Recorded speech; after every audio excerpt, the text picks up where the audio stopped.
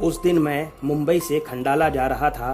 रात का समय था और रास्ता जैसे रोज़ ही होता है वैसा ही ट्रैफिक से भरपूर था।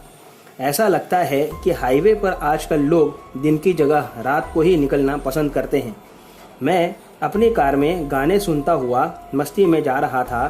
खंडाला में मैंने अपना वैकेशन हाउस बनाकर रखा है। जब कभी मुंबई की लाइफ से बोर हो जाता हूँ तो निकल पड़ता हूँ खंडाला की तरफ। मेरे लिए खंडाला अकेले ड्राइव करके जाना एक कॉमन बात थी। फिर भी मैंने अपनी सेफ्टी के लिए कार में पिस्टल भी ले रखी थी। रास्ते में एक जगह रुककर थोड़ी चाय पी और फिर से मैंने गाड़ी स्टार्ट कर दी खंडाला की तरफ।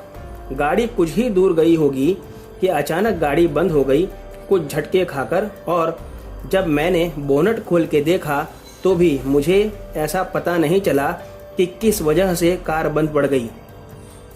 मैंने काफ़ी ट्राई किया कार को स्टार्ट करने का, लेकिन हर बार फेल ही हो रहा था। कार स्टार्ट नहीं हो रही थी। तभी मेरे फ्रेंड का भी फ़ोन आया कि कितनी देर में पहुंच जाएगा भाई, हम लोग पहुंच चुके हैं। तब मैंने उसे बताया कि यार गाड़ी बिगड़ गई है और समझ नहीं आ रहा कि प्रॉब्लम क्या है।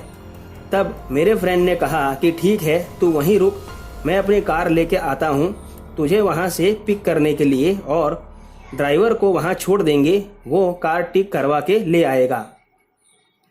मैंने उससे लोकेशन शेयर कर दिया और वो मुझे लेने के लिए निकल गया।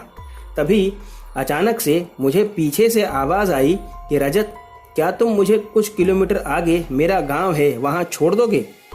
मैंने जैसे ही पीछे मुड़कर देखा तो एक औरत लाल लिबास में थी और वो बला की खूबसूरत भी थी।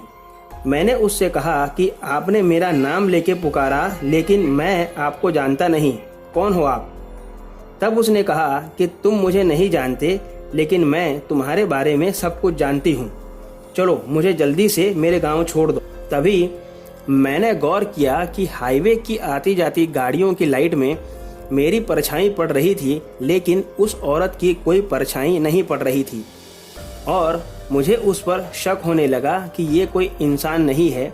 और मैंने सीधा उससे सवाल किया कुछ गुस्से में कि कौन है तू और क्या चाहिए तुझे मुझसे?